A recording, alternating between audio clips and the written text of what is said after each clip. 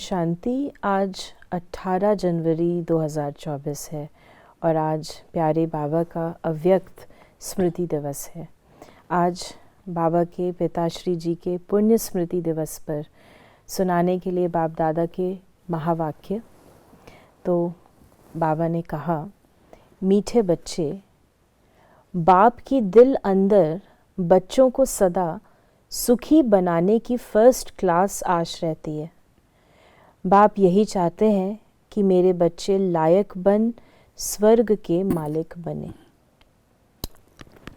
ये बाबा की मुरलियाँ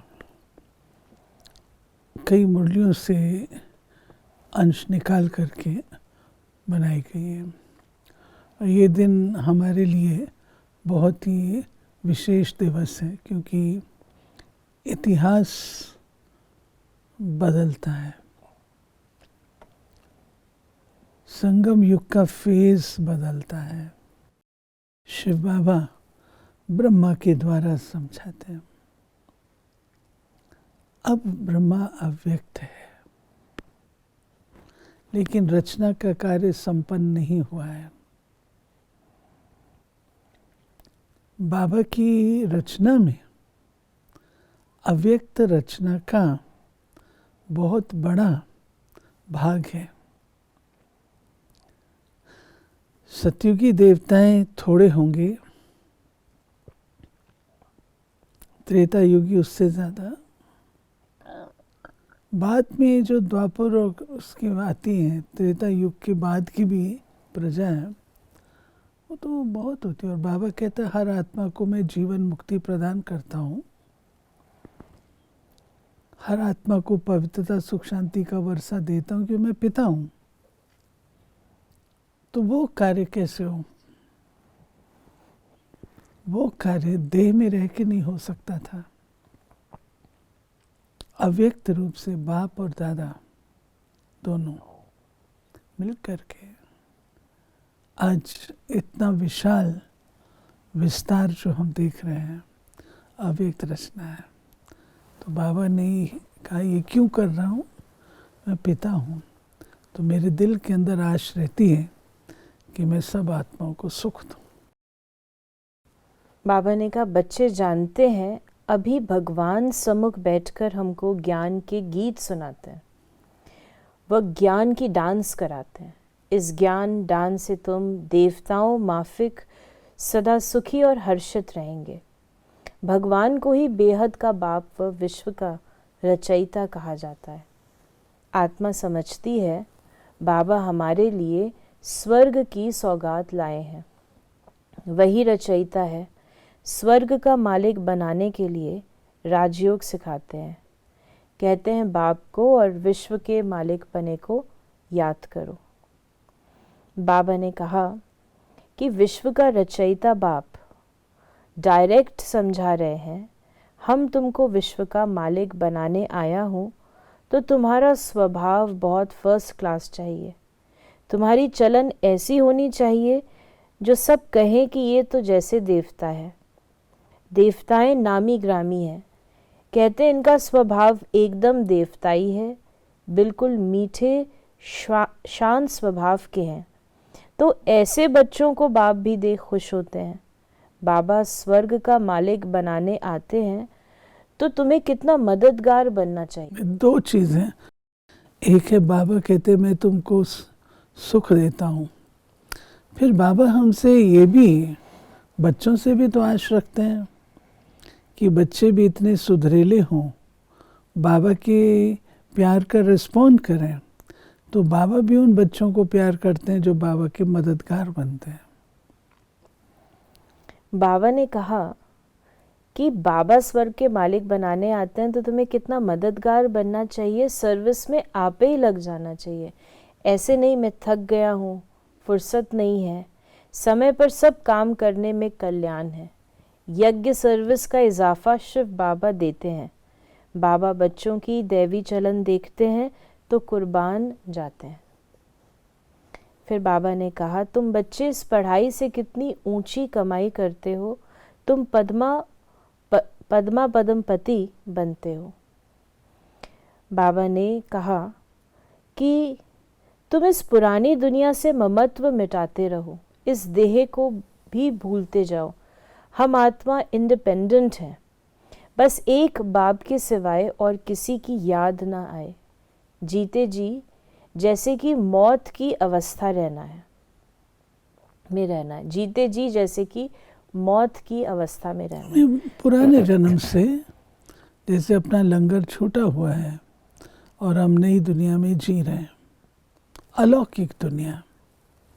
एक की याद में शरीर का अंत हो, इसको कहा जाता है एकांत। नई परिभाषा है ना।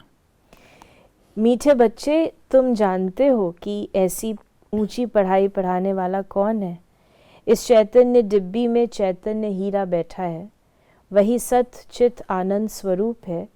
सत बाप तुम्हें सच्ची सच्ची श्रीमत देते हैं। बाप के बने हो तो कदम कदम श्रीमत पर चलना है, चुप रहना है और पढ़ना है, एक बाप को याद करना है। घड़ी घड़ी इस बैच को देखते रहो तो बाप और वर्षे की याद आएगी। याद से ही तुम जैसे सारे विश्व को शांति का दान देते हो। फिर बाबा ने कहा, हर एक बच्चे को अपनी प्रजा भी बनानी है, वारिस भी बनाने हैं। मुरली कोई भी मिस नहीं करनी चाहिए। बाबा बहुत प्यार से समझाते हैं, मीठे बच्चे अपने पर रहम करो, कोई अवज्ञा नहीं करो। जो खुशबूदार फूल हैं वो खींचते हैं, जो जैसा है ऐसी सर्च लाइट लेने की कशिश करते हैं। बाबा ने कहा, खुशबूदार गुणवान बच्चों को देख प्यार में खुशी में नैन गीले हो जाते हैं। कुछ तकलीफ होती है तो बाबा सर्च लाइट देते हैं। बाबा के बच्चे यज्ञ में इकट्ठे रहते थे तो शरीर के हिसाब किताब भी कईयों के साथ आते थे, लेकिन वो आत्मा बहुत ही अच्छी क्वालिटी की होती थी। जैसे दादी जानकी का बाबा मिसाल देते हैं, पूना में दादी होते थे, बाबा मधुबन में होते थे, तो दादी को बहुत तकलीफ़ होती थी। बाबा वहाँ से सकाश देते थे। बाबा कहते थे, मैं जनक का दर्द पी रहा हूँ। बाबा ने कहा कि बाबा समझाते हैं, मीठे बच्चे तुम्हें इस पुरानी दुनिया में कोई भी आशा नहीं रखनी है। अब तो एक ही श्रेष्ठ आश रखनी है कि हम तो चले सुखधाम। कहाँ भी ठहरना नहीं है, देखना नहीं है, आगे बढ़ते जाना है। एक तरफ ही देखते रहो तभी अचल अडोल स्थिर अवस्था रहेगी। अब ये दुनिया ख़त्म होनी ही है, इसकी बहुत सीरियस हालत है। बाबा ने कहा, तुम्हारा सब कुछ सफल हो रहा है। अब तुम कहेंगे, वाह सदगुरु वाह, हमको ये रास्ता बताया, वाह तकदीर वाह, वाह ड्रामा वाह। तुम्हारे दिल से निकलता है शुक्रिया बाबा, आपका जो हमारे 2 मुट्ठी चावल लेकर हमें सेफ्टी से भविष्य में 100 गुना रिटर्न देते हो। परंतु इसमें भी बच्चों की बड़ी विशाल बुद्धि चाहिए। अतः बच्चों को अथाह ज्ञान धन का खजाना मिलता रहता है तो अपार खुशी होनी चाहिए ना। बाबा ने कहा, योग की स्थिति से ही हृदय शुद्ध बनता है। तुम बच्चों को योगी बनने बनाने का शौक होना चाहिए। बाबा सारी इस मुरली में शिक्षाएं हैं, बच्चों को क्या करना है। तो इस बाबा ने हम बच्चों को कहा कि शुरू में बाप ने भी ट्रस्टी होकर दिखाया, सब कुछ ईश्वर अर्पण कर खुद ट्रस्टी बन गए। बस ईश्वर के काम में ही लगाना है, विघ्नों से कभी डरना नहीं चाहिए। जहाँ तक हो सके सर्विस में अपना सब कुछ सफल करना है। और एक बाबा के अव्यक्त महावाक्य है और ये मुरली है 15 अप्रैल 1974 की। इसके कुछ अंश हम पढ़ते हैं। बाबा ने कहा, क्या सभी उन्नति की ओर बढ़ते जा रहे हो? सदा लगन में मगन और विघ्न विनाशक ये दोनों निशानियों का क्या अनुभव में आ रही हैं? विघ्न विनाशक बनने के बजाय विघ्नों को देख अपनी स्टेज से नीचे तो नहीं आ जाते हो? क्या अनेक प्रकार के आए हुए तूफान आपकी बुद्धि में तूफान तो पैदा नहीं करते? जैसे कोई के द्वारा तोहफा मिलता है तो बुद्धि में हलचल नहीं होती है बल्कि उल्लास होता है। इसी प्रकार आए हुए तूफान उल्लास बढ़ाते हैं या हलचल बढ़ाते हैं? फिर बाबा ने कहा कि ये चढ़ती कला की निशानी है। घबराने के बजाय गहराई में जाकर अनुभव के नए नए रतन इन परीक्षाओं के सागर से प्राप्त करेंगे, क्योंकि हलचल के अंदर रतन समाये हुए हैं। ऊपर ऊपर से अर्थात बाह्य मुखता की दृष्टि और बुद्धि द्वारा देखने से हलचल दिखाई देगी, अनुभव अथवा अनुभव होगी, लेकिन उसी आई हुई बातों को अंतर्मुखी दृष्टि व बुद्धि से देखने से अनेक प्रकार के ज्ञान रतन अर्थात पॉइंट्स प्राप्त होंगी। अगर कोई भी बात को देखते या सुनते हुए आश्चर्य अनुभव होता है तो ये भी फाइनल स्टेज नहीं है, क्योंकि बाबा ने बताया है ड्रामा में हर चीज़ नुदी हुई है, हर चीज़ रिपीट हो रही है, तो उसमें आश्चर्य की बात है। बाबा ने कहा एकाग्र, एक रस, एकांत अर्थात एक रचयिता और रचना के अंत को जानने वाले त्रिकालदर्शी की स्टेज पर आराम से शांति की स्टेज पर स्थित हैं, या कर्मेंद्रियों की हलचल आंतरिक स्टेज को भी हिला देती है। जब स्थूल सागर दोनों ही रूप दिखाता है तो क्या मास्टर ज्ञान सागर ऐसा रूप नहीं दिखा सकते? अभी समय अति की तरफ बढ़ रहा है, सभी तरफ अति दिखाई पड़ रही है, अंत की निशानी अति है। तो जैसे प्रकृति समाप्ति की तरफ अति में जा रही है, वैसे ही संपन्न बनने वाली आत्माओं के सामने अब परीक्षाएं व विघ्न भी अति के रूप में आएंगे। इसलिए आश्चर्य नहीं खाना है कि पहले ये नहीं था अब क्यों है, ये आश्चर्य भी नहीं। फाइनल पेपर में आश्चर्यजनक बातें क्वेश्चन के रूप में आएंगी, तब तो पास और फेल हो सकेंगे।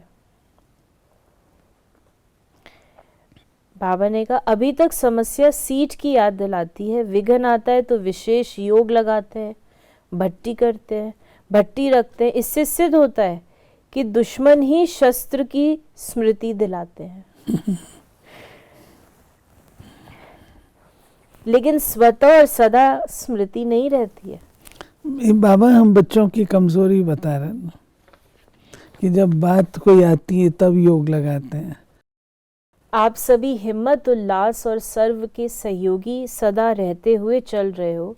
कलयुगी दुनिया को समाप्त करने के लिए व परिवर्तन करने के लिए, माया को विदाई देने के लिए संगठन अर्थात घेराव डाला हुआ है ना। मजबूत घेराव डाला हुआ है या बीच बीच में कोई ढीले हो जाते हैं अथवा थक जाते हैं या चलते चलते रुक जाते हैं। न आगे बढ़ना न पीछे हटना, जैसे के वैसे रहना, ये पार्ट तो पक्का नहीं करते। समय धक्का लगाएगा तो चल पड़ेंगे, ऐसा सोचकर जहाँ के तहाँ रुक तो नहीं गए हो। किसी प्रकार के सहारे का इंतज़ार करते हुए खड़े तो नहीं हो गए हो। ऐसी स्टेज वालों को क्या कहेंगे? क्या इसको ही अंगद की स्टेज समझते हो? अगर ऐसे रुक गए तो फिर लास्ट वाले फास्ट चले जाएंगे। बाबा ने इशारा दिया है बड़ों को जो पुराने हैं कि अपने आप को सदा उन्नति के पथ पे रखो, नहीं तो पीछे वाले आपके आगे निकल जाएंगे। आज का वरदान है, सेवा में रहते संपूर्णता की समीपता की अनुभूति करने वाले ब्रह्मा बाप समान एग्जाम्पल भव। जैसे ब्रह्मा बाप सेवा में रहते, समाचार सुनते, एकांतवासी बन जाते थे। 1 घंटे के समाचार को 5 मिनट में सार समझ बच्चों को खुश करके अपनी अंतर्मुखी एकांतवासी स्थिति का अनुभव करा देते थे। ऐसे फॉलो फादर करो। ब्रह्मा बाप ने कभी नहीं कहा कि मैं बहुत बिजी हूँ, लेकिन बच्चों के आगे एग्जाम्पल बने।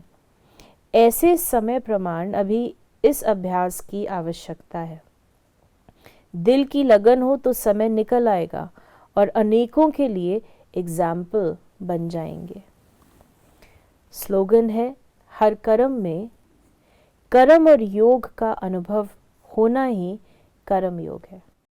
कर्म योग है ना, नहीं, दोनों ही चीजें हमारी याद सहित कर्म हो, वो बाबा कहता कर्म योग है। प्यारे बाबा के आज के स्मृति दिवस के उपलक्ष्य में उच्चारे हुए महावाक्यों का स्पष्टीकरण। ओम शांति।